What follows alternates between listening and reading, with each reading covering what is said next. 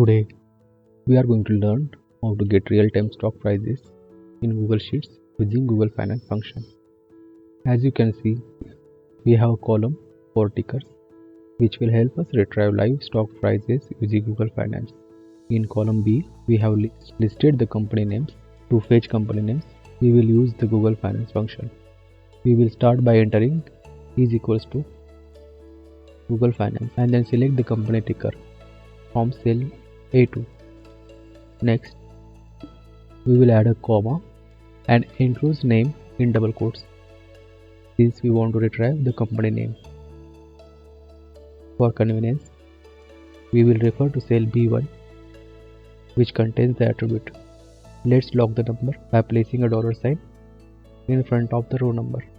In column C, we have the real-time price codes, which may be delayed by up to 20 minutes. We will simply drag the formula from B2 to C2 to get the live stock price. Similarly, we will drag the formula from C2 to D2 to obtain the currency in which the security is priced. Lastly, we will drag the formula from D2 to E2. In this column, we have the price change since the previous trading days close. Thanks for watching.